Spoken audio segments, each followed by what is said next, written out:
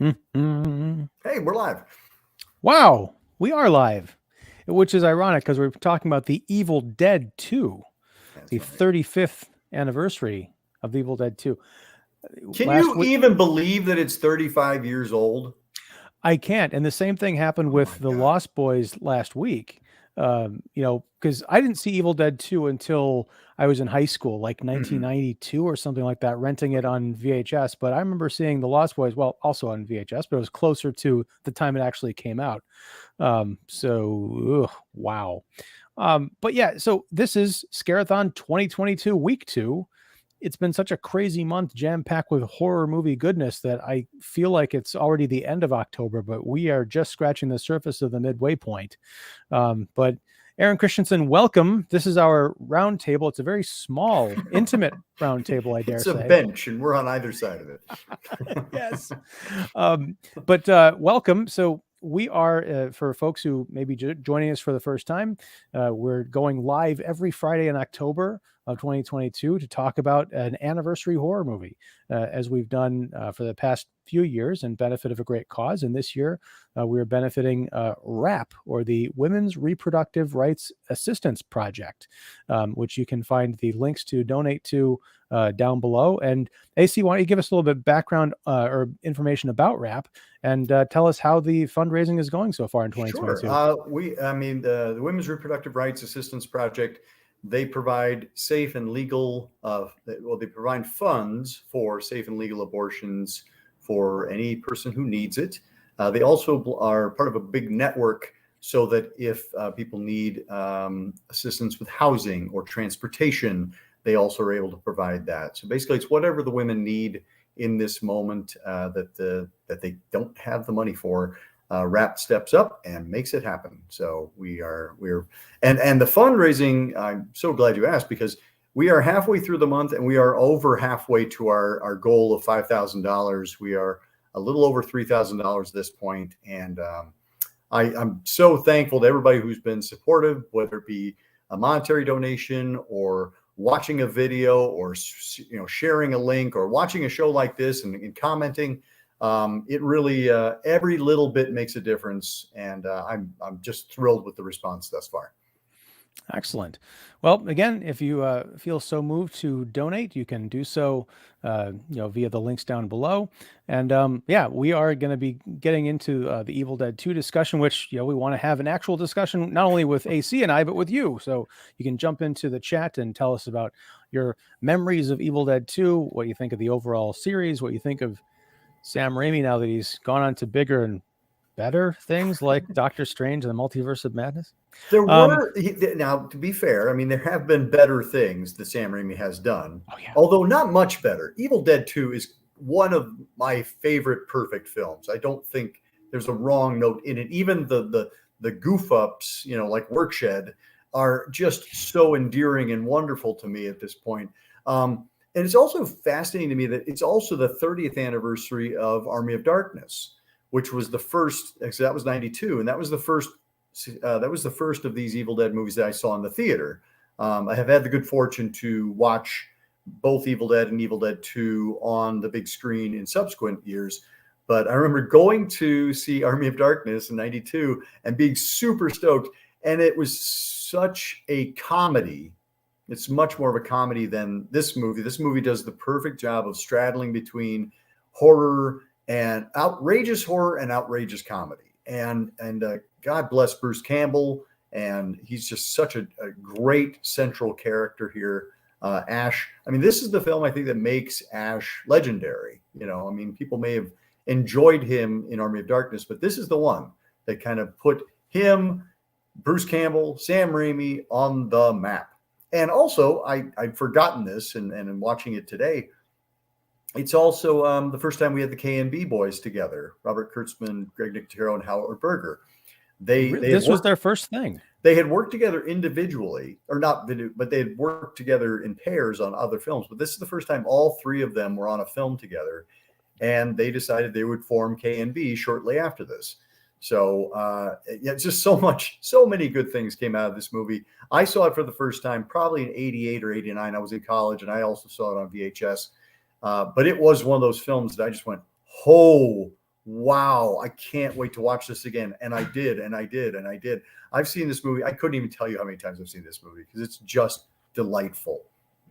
Well, we are going to talk about all that because, yeah, when I mentioned I saw it for the first time on VHS in high school, and it was one of those things that I rented over and over and over again.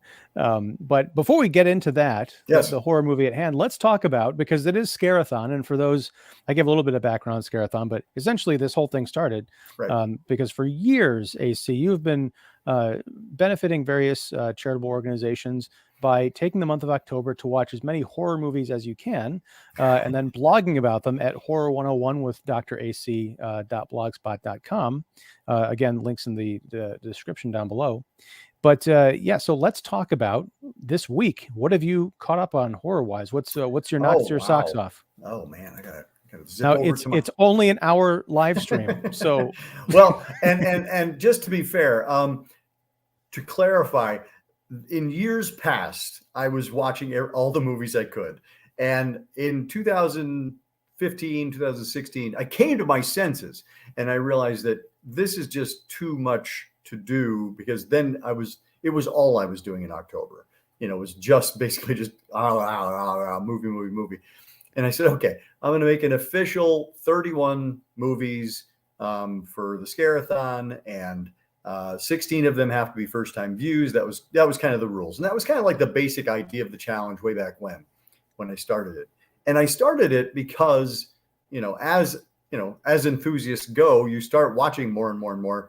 And I was like, I need to do something with this, so I'm not just a vegetable on the couch. And I thought, well, and I was also having a really rough year in 2010, and I said, I want to do something to give back. And this was the idea I came up with. And it turned into an annual tradition. And I look forward to it. And I'm happy to say that other people seem to look forward to it. You have been such a great supporter over the years. I think the only person who does look forward to it as much as I do is you.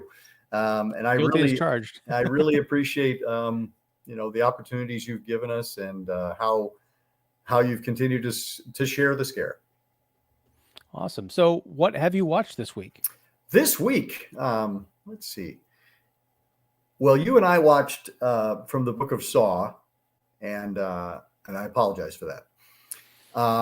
Then I saw My Heart Can't Beat Unless You Tell It To, M. Night Shyamalan's Old, Censor from 2021, Peninsula, the sequel to Train to Busan, We're All Going to the World's Fair, and Come True.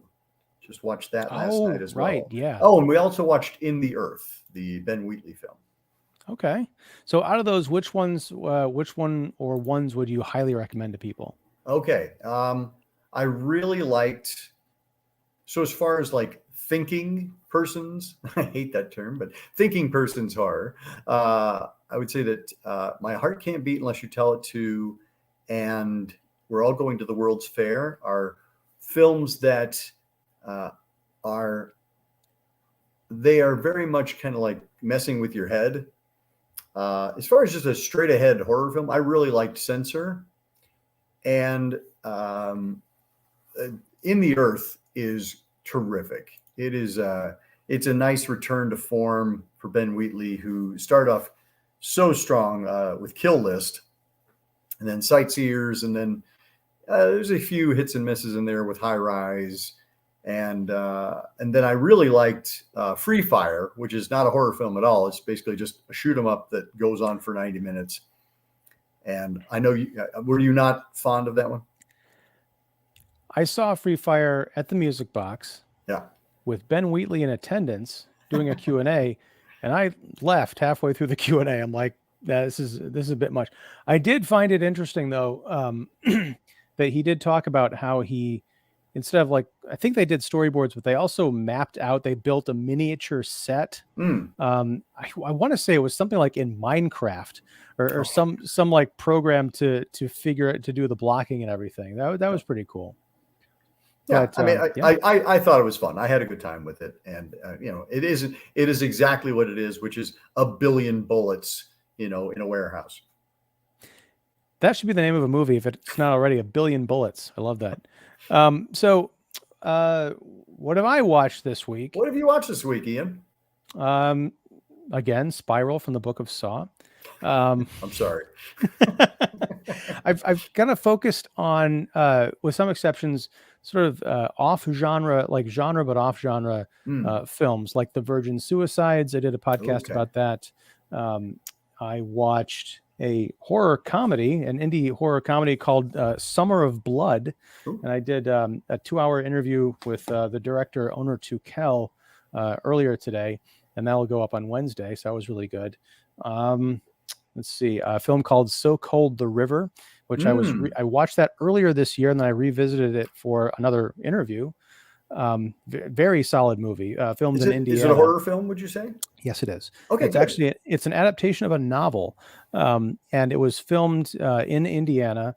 It's part of this production company called Pegasus Pictures, which is based in Indiana, and they're kind of trying to build an industry, out here in the Midwest that is not Chicago. So that's very cool. I think the highlight, though, and this isn't a movie, but it was a movie. It was a movie experience. But my wife and I went to the Auditorium Theater in Chicago last Saturday, and we saw the Chicago Philharmonic perform Ghostbusters in concert. So they showed the movie, and then they had a full orchestra conducted by Peter Bernstein, the son of Elmer Bernstein, the original composer. Wow.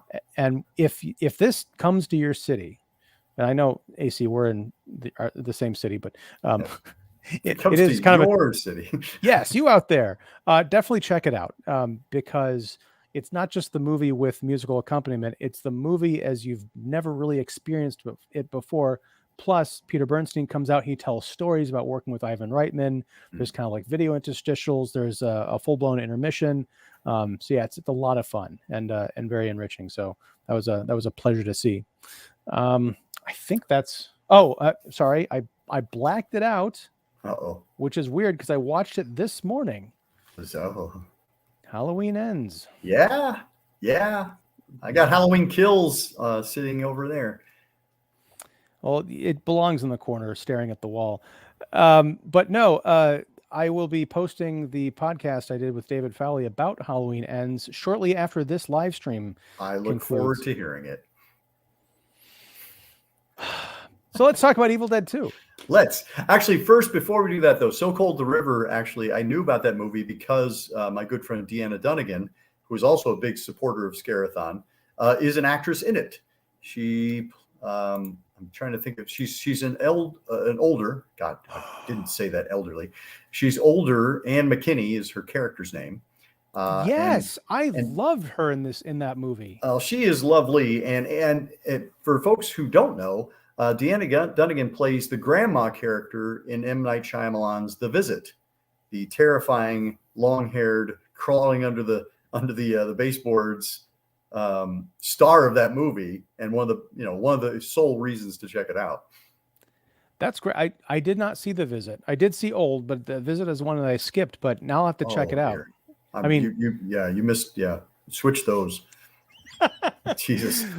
But no, that's the one of the great things about So Cold the River is it is full of great, well-called character actor performances from character actors that I have not seen a whole lot of. The lead actress was from the TV show One Tree Hill, and she does great in it. But there's just a lot of colorful characters and fun performances. And she was, Deanna was just a presence. It was wonderful. So that's great. Check it out. I will. It's on my list now. Yeah, I think you can find it there. It's streaming kind of, I think, free in a lot of places. Yeah, the Chicago Public Library has it streaming. I tracked it down. So, because I was talking to Deanna and I was like, and she recommended it. She's like, check it out. I don't know if it's really a horror film or not, but I think you'll like it. It is. Yeah. It's more of almost like a Ghosts of the Past kind of a horror movie. It definitely qualifies. Nice. Excellent. So, all right, let's talk about a horror comedy. Now we have a couple of comments here that we can open things up with. Oh, good. Cineram, thank you for joining us, said, I showed this film to my church's youth group. They loved it and died laughing when the girl accidentally caught the flying eyeball in her mouth. Cineram, I wish that you had been the head of my church youth group when I was younger, because that would have been amazing. So thank you for for spreading the word and educating folks with the Evil Dead 2. You are a good shepherd, sir. Yes. And David Wilt says the original was more of a serious horror movie and the two sequels were more of a slapstick horror comedy. That is a great segue into my experience with the Evil Dead. I did not care for the first Evil Dead. Oh, gosh. It's because it was so... I watched it probably maybe a year or two before I saw Evil Dead 2. Mm-hmm. Because I'd heard people talk about, Sam Raimi and Bruce Campbell and the Evil Dead. You got to watch it. It's a classic. And so I did. I was so disturbed by it. Oh, yeah. It was so like off-putting and just wrong that I don't think I've watched it straight since that first time. I've revisited it with the audio commentary and some of the subsequent video releases because the Raimi Campbell commentary is just amazing. Mm-hmm. But just, I still get freaked out by it. But then when I found out Evil Dead 2 was a thing and that it was a horror comedy, I'm like, okay, but I was very trepidatious going into it. I think I watched it with my mom because we were kind of in the mode of watching horror movies together. And it was just, it opened my brain, to the possibilities of horror comedy. And I revisiting it again for this live stream, I forgot just how, I've seen the movie probably 24 times in my life. Haven't watched it in a few years, Same. but it's just it's infinitely rewatchable. And as you put it, I think a perfect film. Yeah. Yeah. I had seen, I watched The Evil Dead on prom night, my senior prom. We got together and we watched, get this, we watched Nightmare on Elm Street, Pieces, Evil Dead, and Howling 2. That was our prom night viewing. And yes, we rewound the scene with the tree scene because we're like, did that just happen? Where does that branch go? That branch is going right there. As you say, very disturbing. I mean, like the pencil in the ankle, all that stuff. That's what did it for me. Yep. The pencil in the ankle. Oh, so I mean, there's so many things about, and I really did like the first Evil Dead. I appreciate it even more as I got older because I'm like, as watching it as in a high school, I was kind of like, I had an idea of what a movie was, and this was like not a great movie in terms of acting, script, etc. But it was so gonzo that you're like, I mean, you can't deny it. And Stephen King liked it. So you're like, well, if Stephen King liked it, there must be something good about it. But I feel like this movie is immediately accessible because the acting is competent enough. And Bruce Campbell's physical comedy is astonishing. And the effects are great. And it's just a whole lot of fun.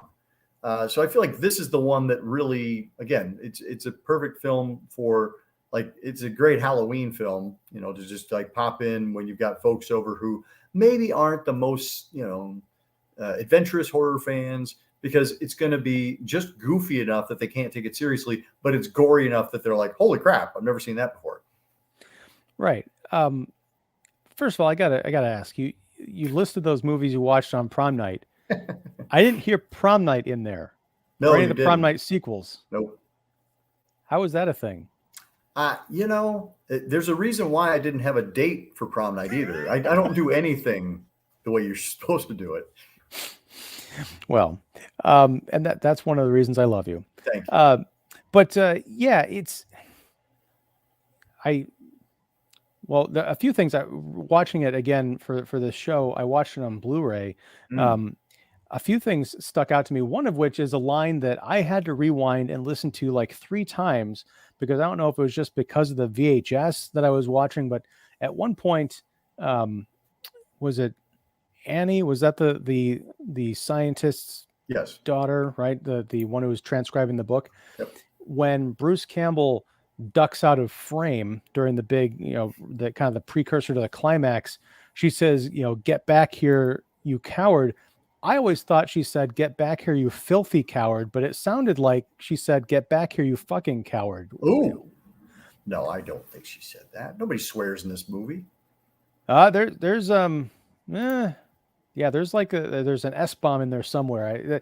I was listening to it and it was It was a little profane, but Okay, all right. so maybe, I don't know, maybe it was like a Yanni and Laurel thing, but yeah, I couldn't figure it out, even listening to it in quote unquote high def. And I Um, was watching it this time with the commentary with Campbell and Scott Spiegel and Sam Raimi, and it's I think it's Howard Berger on there. yeah. So let's just kind of set this up. The Evil Dead 2 is one of the original like requels. It was a remake and a sequel. Yeah. They condensed the events of, oh my gosh, I'm rhyming, of the first film into the first like 7 minutes of the sequel. You know, in the original, it was a group of college friends going out to this cabin in the woods. In this one, it's Ash and his girlfriend Linda driving out to this secluded cabin for a romantic, I guess, getaway. It's weird because it feels like they're kind of squatting, like they're concerned that the people who own the cabin are going to come back, but they don't really belong there. Is that right? Well, no, I think he borrow it from his professor friend. I mean, like, or his professor. I think he knew that. It's weird because he just kind of like says they're not going to come back. And yeah, I don't know how they got in there, but yeah, that was kind of struck me as weird. But they find this reel-to-reel tape of this professor, this archaeologist or whatever, talking about this dig they had in this ancient ruins of a castle, and they found this dagger and the Book of the Dead, Necronomicon Ex Mortis, which we learn in the opening was bound in human flesh and inked in human blood, and it contained incantations and the way to open up a portal to another world. Oh shoot, that's something else I watched this week was Hellraiser 2022. Oh yeah, that's all I have to say about that. Anyway, oh dear. But you are in the minority on that one, much like Rob Zombie's The Munsters, because I've heard good things about Hellraiser. So have I. Anyway, I've heard bad things about the Munsters, but it's okay. Yes. I am the last guy anyone asks. I'm fine with that. But so it's anyway, your brand.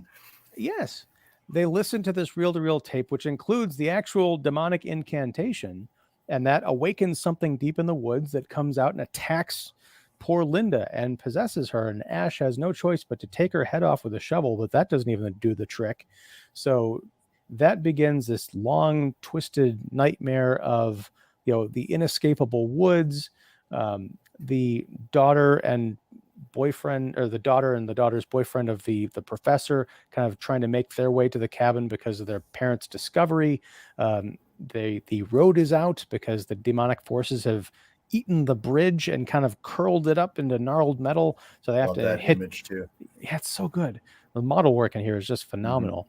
But Anne and her boyfriend run across this kind of redneck tow truck driver and his girlfriend, and they all kind of hoof it to the cabin, and they meet up with Ash, whom they believe has murdered the professor and his wife. Lots of misunderstandings, lots of demons coming out of places, branches going into places, as we sort of mentioned, and it just becomes a standoff against the forces of darkness, culminating in an ending that I still can't believe. Like when I'm watching it this time, I'm thinking, I'm casting my mind back to 1987 to this, I'm going to call it like a lowish, maybe a mid-range budget remake of an obscure horror film that is not just a remake of that film. It pushes things so far out to the edge. You've got giant tree monsters barging in through this cabin and grabbing our protagonist, who proceeds to use his chainsaw arm to cut out its eyeball.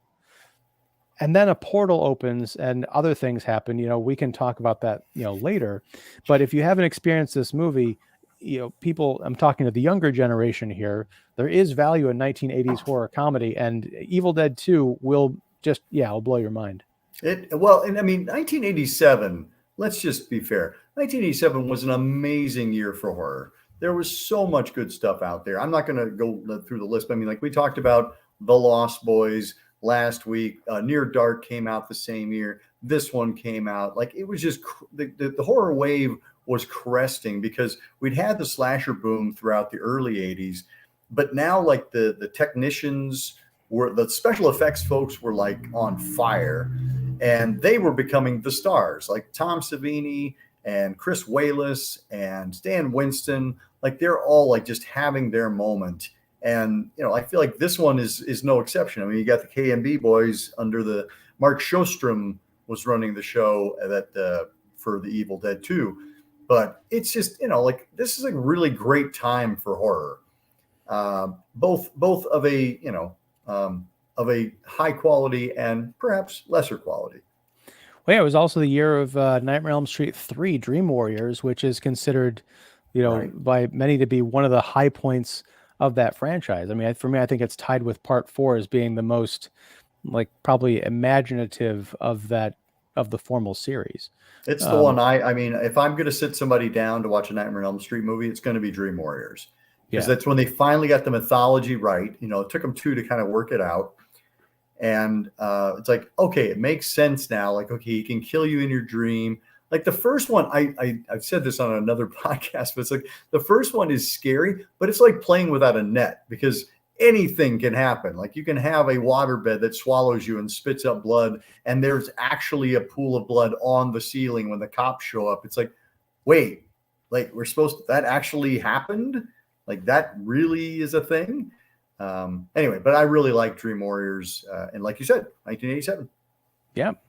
But I feel like Evil Dead 2 is going even further than a lot of, just in terms of the ideas, because conceptually, again, you can say, okay, the original film came out, kind of became a cult sensation. We've got some money to do a sequel, and we want to kind of remake it for those who hadn't seen it, because still 1987 is, we're in the era of home video, but not necessarily the ubiquity and availability of every movie that's ever been made. Right. So it's like, let's show people what we can do. Let's show them what we can really do. The Ash character is completely different in this one. Bruce Campbell's performance is very kind of hard to pin down, because when he and Linda go out to the cabin, he's like, Mr. Macho. I don't know. It's like, how about some champagne, huh, baby? After all, I'm a man and you're a woman. Last time I checked. And then 10 minutes later, he's like screaming in the woods and just like punching himself in the face and sawing off his own, or chopping off his own arm or hand. And then at the end, he becomes like this crazy superhero who's welding a chainsaw to his arm and he's sawing off the shotgun and doing the crazy cowboy flip with the shotgun. It's great. And then at the very end, he's back to being, I think, instead of the superhero macho man archetype, he's completely freaked the hell out, because he's literally sent back in time and he's trapped there in the year 1300 AD. Yeah. Which is, where Army of Darkness picks up. I mean, I think, and I give a lot of credit to Sam Raimi for deciding, hey, I'm going to remake my movie with a bigger budget. And you kind of have Stephen King to thank for that, because Stephen King was famously a champion of the first film. And Dino De Laurentiis, the producer, had been producing a number of King adaptations, including Stephen King's sole directorial effort, Maximum Overdrive. And King apparently was having dinner with Dino one night and said, you know what you should do is give Sam Raimi some money and let him remake that movie. And the funny thing is, because they couldn't cut it enough for the censors to give it an R rating, it was released without a rating, which meant that, and that was against the DEG, the Dino De Laurentiis Entertainment Group. That was against their policy. They couldn't release an unrated movie. So they had to create an entire new releasing arm called Rosebud, which is the image you see at the very beginning. It's not a DEG film, it's a Rosebud film. And I think that's their only one that they released. So they created a whole releasing arm just for this movie. And again, it had its success. I think it really found an audience on home video and became a favorite there. Yeah, and it continues to be very popular. I remember when Bruce Campbell, he's written a couple of books about his life and career, and I think I met him on both book tours, and I think on both occasions they were accompanied like a book signing and then a screening of Evil Dead 2, and it's a great party movie to see in a theater. I've seen it a few times, like midnight movies and things. Mhm. I don't think I've seen Army of Darkness on the big screen. That'd be kind of fun. Mm. Although, yeah, Army of Darkness was a bit of a letdown after the mania that was Evil Dead 2, because it really is more of a medieval action comedy Yeah. with a little bit of horror kind of sprinkled in. It's like Monty Python meets the Three Stooges meets, you know, it's very much, it's more about the jokes than it is about the scares. Yeah, and I think I like Ash more in that movie because he's more ridiculous, but I think I Yes. like the movie less, you know, because you get things like shop smart, shop S smart, and give me some sugar baby, you know, just these classic Yes. lines. But in terms of his performance in Evil Dead 2, was this your first, aside from the first Evil Dead, had you seen much of Bruce Campbell aside from Oh no, those films? no, I did not. I didn't even know Bruce Campbell was a guy, and it only came later. I'm like, wait, that's the same guy from Evil Dead. Like, wait, you're doing. Oh, it really is a requel. So you know, I was not aware of Bruce Campbell, and like you, I read his books later.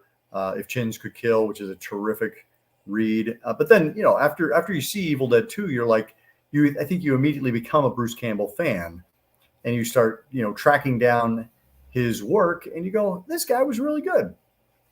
He was. I watched Maniac Cop, I think, for the first Mhm. time all the way through earlier this year for another podcast. And it's weird because that that movie came out, I think, a couple of years after Evil Dead 2. And yet it seems like the kind of movie that would come out 2 years before Evil Dead 2, because he's just playing the straight man, you know, Right. the kind of the guy protagonist, almost like the sidekick to the final girl in that movie.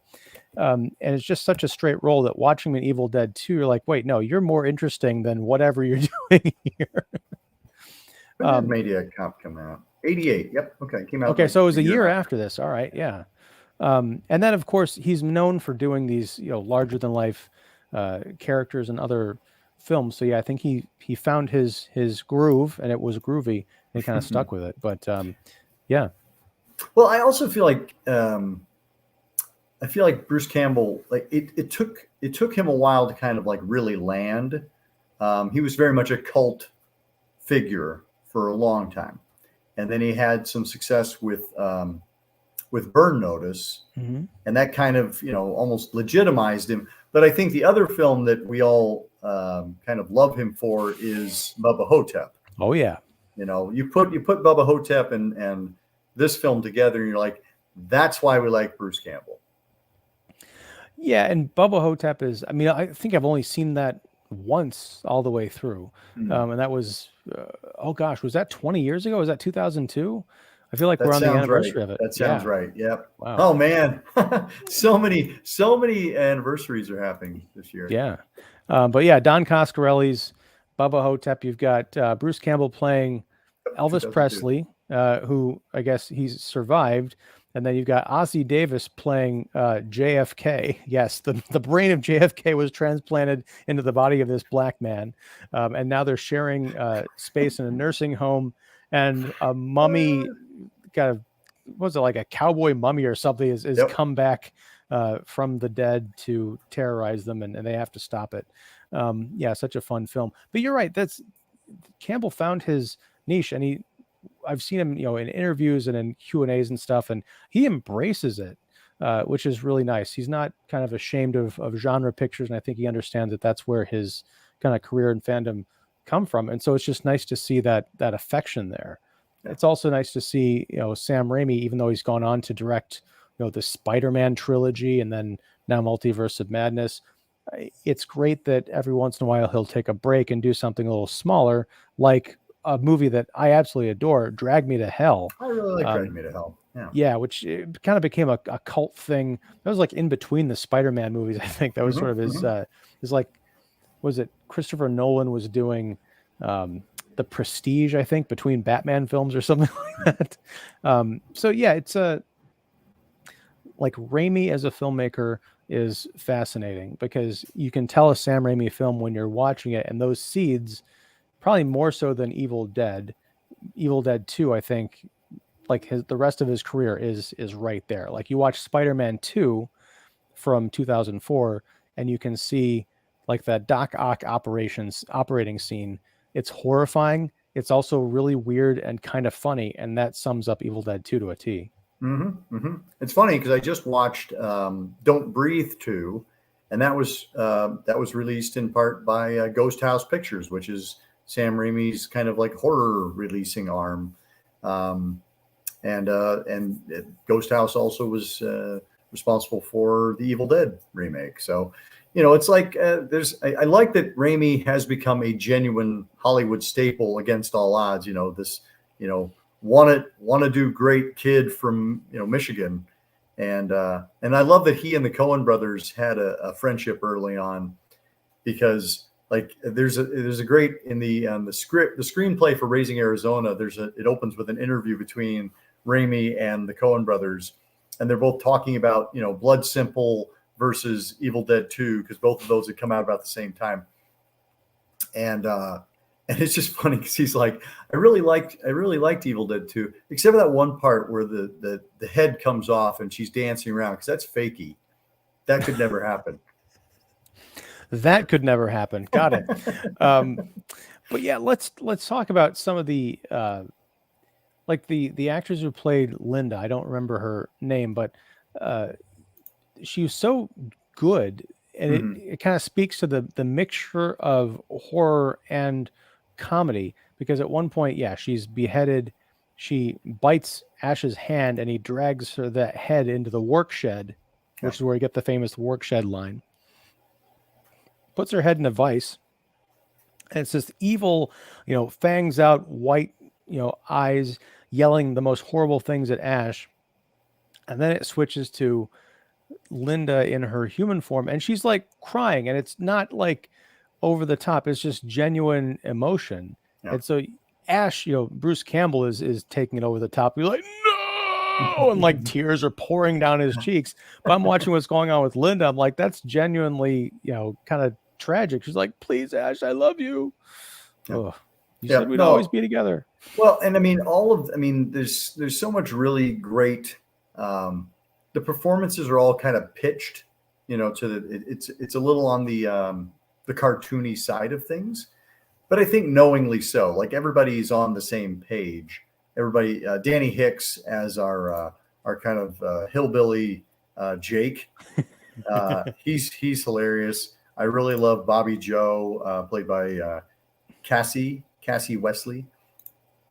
But yeah, it's a terrific ensemble, and you have to give credit to Ted Raimi, Sam's little brother, who plays Henrietta, the possessed wife of the professor, who's been living in the basement, because Ted is basically encased in this enormous foam latex suit, and they show scenes like behind the scenes featurette where like they take his boot off and they just pour like the sweat out, and like there's a scene in the film where he's sideways and you see like sweat pouring out of the Henrietta suit's ears, and you're like, and because all the guys in the commentary are like,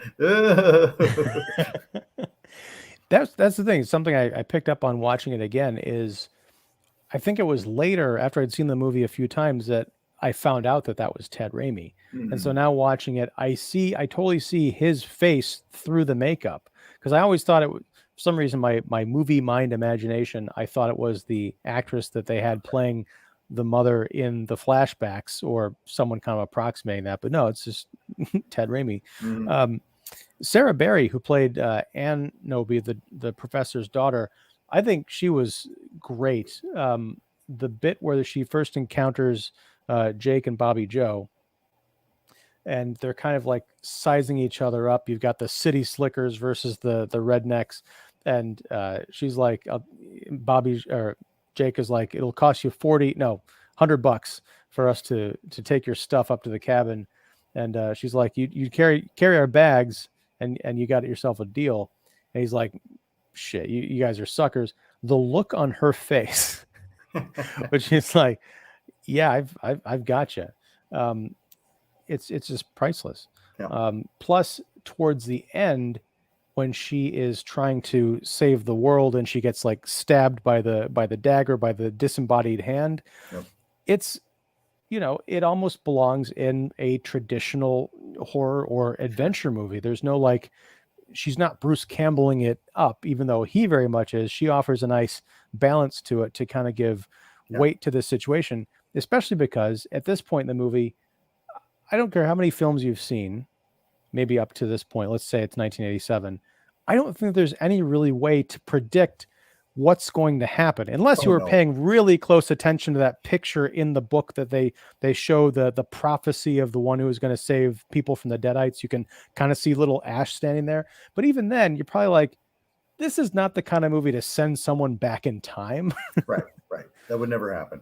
I mean, the thing is, like, there's so many great moments throughout here. There's the moment where basically the end of the first movie, where the Force, which is that lovely shaky cam of, like guys in the first movie, they had two guys basically carrying a camera on a 2x4 racing through the woods. I'm sure they leveled up a little bit for this one, but it basically chases him through the cabin, and then it catches him and it propels him through the forest backwards, and he's spinning and he's having like trees whack him in the back of the head. And apparently on the set, like, that was a great day for Sam Raimi, because he was just like, he's like turning Bruce Campbell around and hitting him with trees and stuff like that. Sam loves to torture Bruce. Both of them have talked at great length about how much pleasure Sam Raimi gets from torturing Bruce Campbell. Well, the great thing about that scene is that shot of him flying through the woods. He goes about 1,000 miles because it's very sped up. But then, of course, when he hits the tree or whatever and falls over, it turns out he's right outside the cabin. It was all an illusion. Walks back in. Right, but it sets the tone. I mean, there's some goofiness up until that point, but it's still more like an over-the-top horror movie. Yeah. But when the Force comes in and pushes him, and then he starts spinning and it becomes a total cartoon, that's the thesis statement of the rest of the movie. And that's, again, that's like 7 minutes in and you still have, an hour 20 to go. It's a great way to kick things off. Well, and I mean, and then the moment of him, when he cuts off his own hand.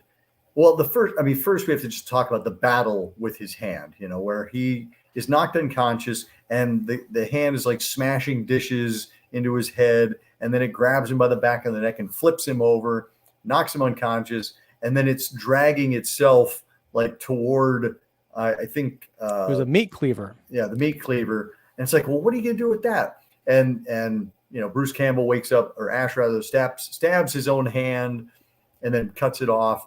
And then the hand like scurries away. So it's like you have this whole sequence of like this hand that's become possessed, and he does his amazing Charlton Heston, give me back my hand.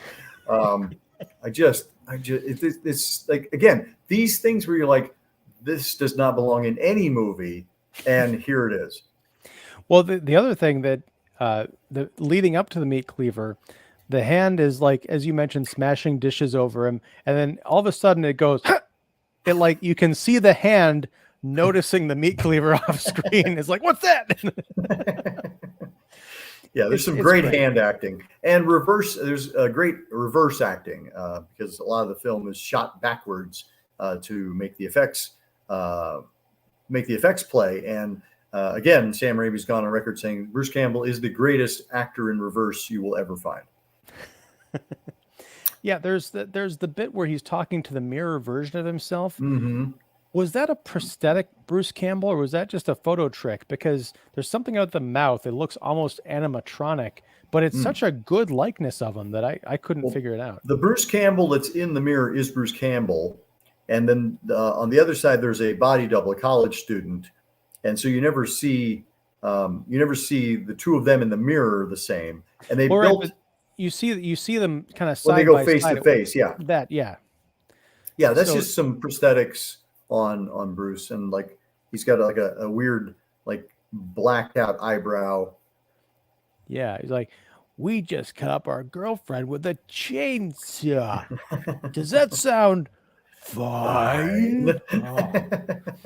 The sound design is just completely off the charts in this movie. There's a scene where I think it's the four of them in the cabin, and we don't see what they're seeing. It's right before Oh, man. before the father appears, apparates into the room, but it's like they're chasing, their eyes are darting around the room, and there's all these crazy sound effects. There's like galloping horses Yep. and scratching noises and doors shuttering. It's very surreal. Well, and how they all are just moving, eyes, it's great. Again, great kind of like slapstick, yet scary.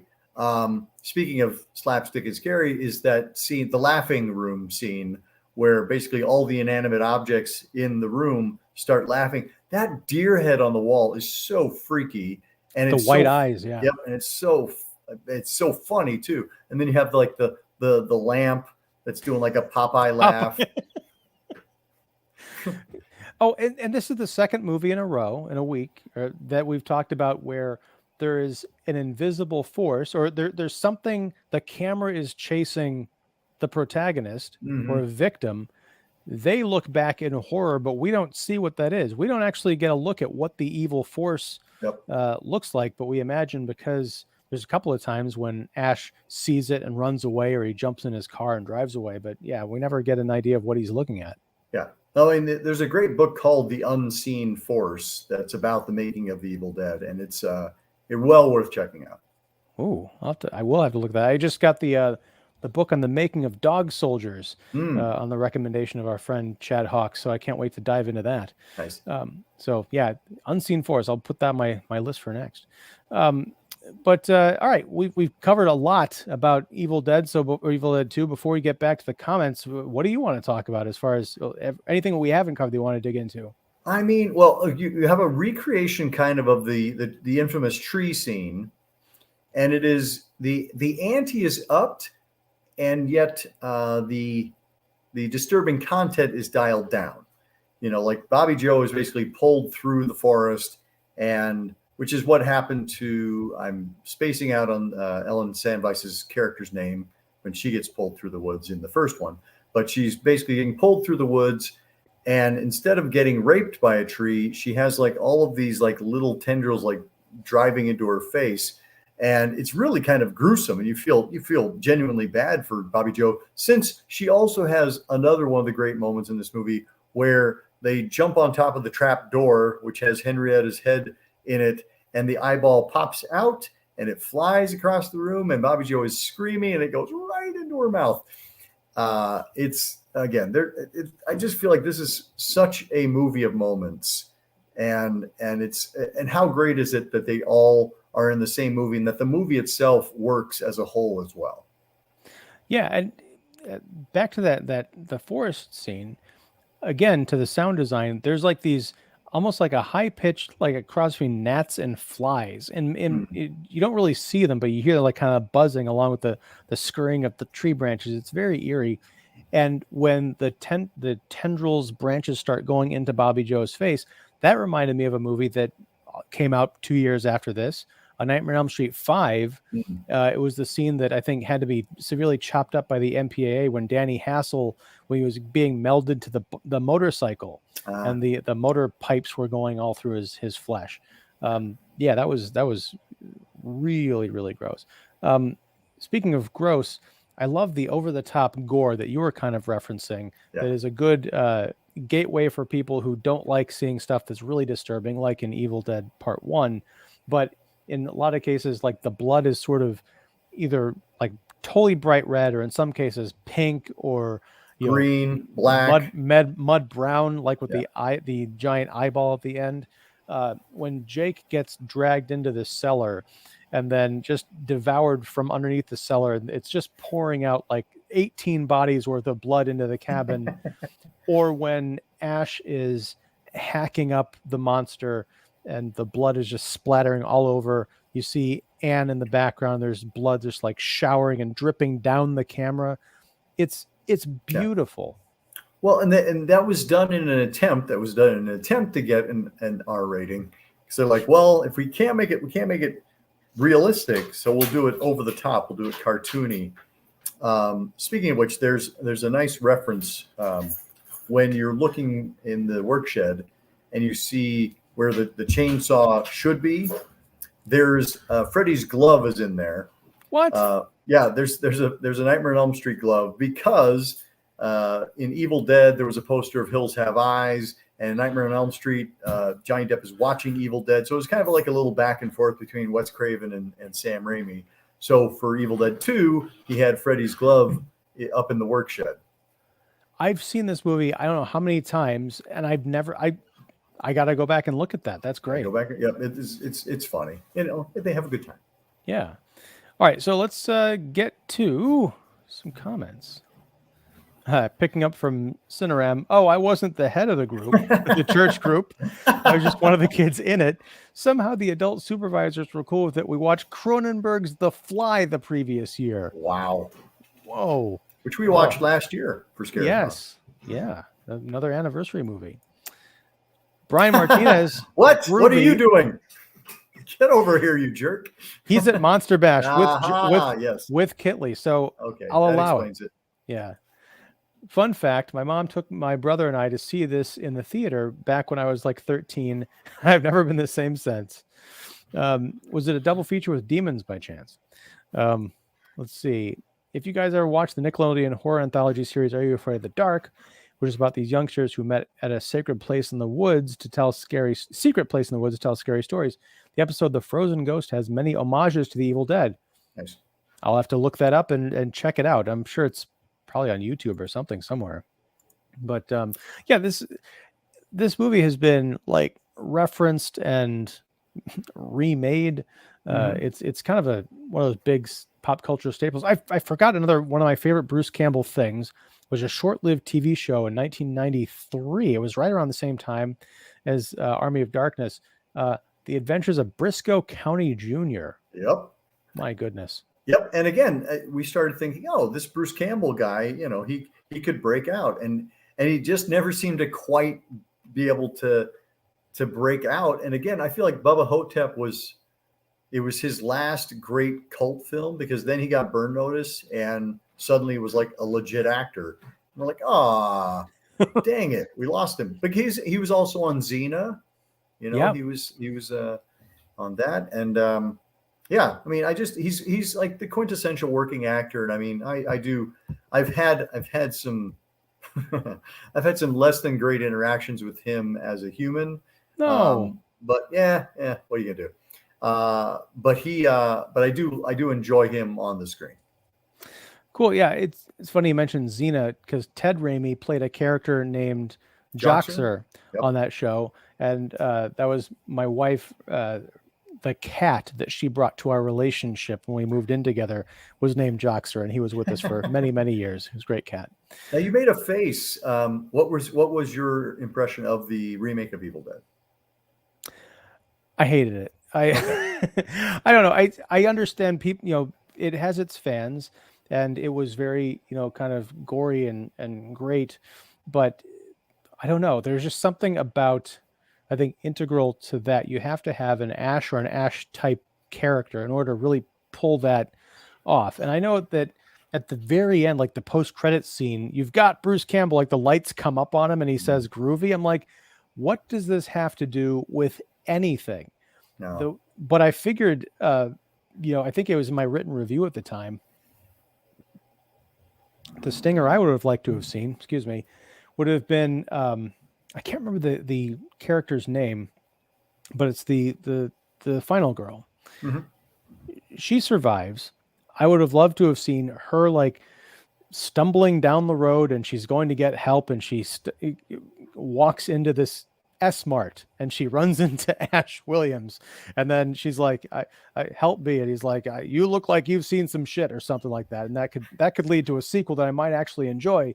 But instead it didn't seem to have any of the fun of it was more in the spirit, the kind of dark, mean-spirited spirit of the first Evil Dead, and nothing to do with what we had come to by that point understand the Evil Dead to be. Right. And I think that's kind of what I like about it, is that it had the courage to be its own thing.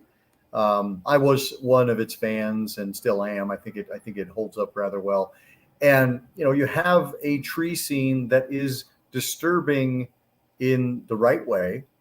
And I feel like, like the gore sequences are terrific. Yeah, I genuinely enjoyed it, and I like the fact that our lead character, much like in this film, our lead character goes from the victim to the possessed and back to being our hero. And I was like, that's cool. Like you were able to do that in a genuine, grounded way. Yeah, I guess I haven't watched it since it came out. It was like 9 years ago, Yeah, something like that. 2013. Ooh, maybe that'll have to be our anniversary, one of our anniversary movies for next year. We'll give it a shot. But I don't know. By the time we got to the climax of like the evil version of her and all this other stuff, I just felt like I was by the numbers is close to what I'm thinking, but it's not exactly what I'm thinking. Okay. Okay, so let's see. We've got Petty, our Argentinian super fan. It's great to see you again. It's good to see you again with the roundtable reviews. Today's very good movie. Yes, classic for sure. And from this movie, Bruce Campbell became Sam Raimi's fetish actor, right? Yes, we were talking about that, about how Sam liked to abuse Bruce, and since Bruce kept showing up, I believe he enjoyed it. Yeah. Well, and he makes. I mean, there was a time where if Sam Raimi made a movie, you knew there was going to be a Bruce Campbell cameo. I remember watching Darkman, and Bruce Campbell pops up at the end of that. And in Spider-Man, you see him pop up as the Usher. And I was like, I love that, Sam Raimi is making it big, and he's still making room for his pal Bruce. And the classic car, which shows up in all of his movies. Yeah, my youngest and I over the summer we watched all of the Spider-Man movies, and so we revisited the Raimi trilogy, of course, and it was just so great to see Bruce Campbell because he shows up in all three of them, but playing different characters, right? But also undeniably Bruce Campbell. I think my favorite might have been the wrestling promoter in the first one who gave him the Spider-Man name. It's just so good. Yeah. Yeah, I think we're just about out of time, out of comments. It's been a pretty good revisit. But before we close the book of the dead on Evil Dead 2, anything you wanted to close out with? No, I feel, why do I say no and then yes? Why do I do that? So it's supposed to say yes and? Yes, and I have other things I want to say. Again, I'm so glad that we swung back around to this one. It is still kind of amazing to me that this film is 35 years old, because I remember exactly where I was when I was watching it. And it's one of those films that takes me immediately back to being a young horror fan and seeing something that I'd never seen before. It's so inventive, and it's so clever and energetic. It is really just a classic, and that was a reason why, like when I was writing about including it in Horror 101, my first book, I was like, we got to talk about Evil Dead and Evil Dead 2, because you can't separate them. They are, and what's interesting is how different they are, and yet both are classics in their own right.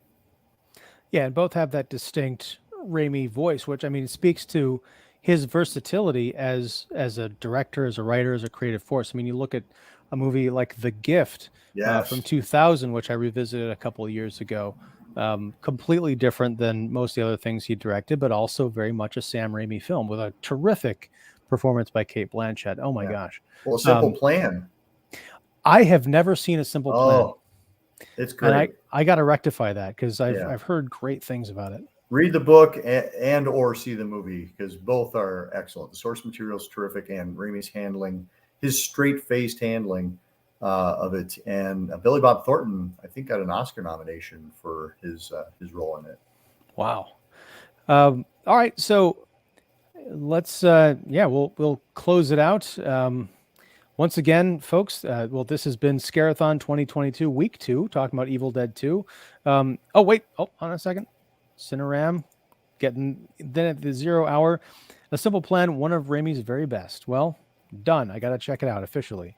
This is week number 2. We'll be back next week talking about Francis Ford Coppola's Bram Stoker's Dracula, which turns 30 this year. Wow. It's getting to the point, man. Like I was 15 when I saw that, and you do the math, and wow. But That's going to be an interesting one. I have not watched that movie in its entirety, I don't think, since the theater. Oh, wow. So I've seen bits and pieces here and there. Don't remember much except Keanu Reeves and whatever it was he was doing. So I was just going to ask, so like what, before you watch it again, like what's your memory of it? it's a lot of like the trailer shots, like when Anthony Hopkins goes Dracul, and Gary Oldman, baring his fangs with those weird like purple John Lennon glasses or whatever the heck he was wearing. Yeah, and I think, was it Sadie Frost played? Lucy? Yeah, played Lucy. So yeah, I'm interested to watch it, to see what other people think. So yeah. Oh wait, hold on a second. Was your impression favorable when you saw it? No, because I think, and that's why I'm interested to revisit it, because I saw it when I was 15. It's a long, kind of slow, from what I remember, movie based on a novel. I wasn't quite at that point. I thought it was going to be like all action and blood and gore like all the time, but it's a period piece. From what I remember, it moved at its own pace. Plus, it didn't help that I missed the first 5-10 minutes of it, because this is back before the days of reserved seating. My mom and I went. We ended up, like, I think, standing in the back of the theater for just about the entire runtime because it was oversold. And I don't remember how that happened, but yikes. Okay. All right. Yeah, so that'll be next week. And we've got one more comment, I swear. Maybe two. Hold on. Oh, wait a second. I'm going to jump ahead a comment. Yes. Okay, Cineram, not based on a novel, based on the novel. Okay, I got it. Okay. Thanks for the correction, because I did not mean to. Cineram, you're welcome anytime. Yes, I didn't mean for that to be as flippant as I came off as. And then Petty says, let's hope to have AC and many more lives on Ian's channel. Excellent as always, guys. Until next time. Thank you much. Thank you, Petty. And yeah, so AC will be back with us for the rest of the month. We're going to be talking about Dracula next week, and Poltergeist will close us out at the end of the month.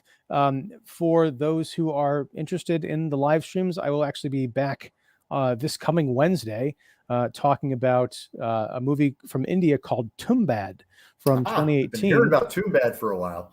I'm excited to see it. As folks who are watching the channel know, we did a roundtable on RRR last month, which was the most successful stream and one of the most successful pieces of content we've ever done by a country mile, which inspired me to do more investigation into Indian cinema. And we're kicking that off with Scary Season. So I asked the fans of that show, what horror movies can you recommend from India? And Tumbad won. It wasn't even close. So curious to check that out. We'll be doing that I think 8:30 p.m. Central Wednesday.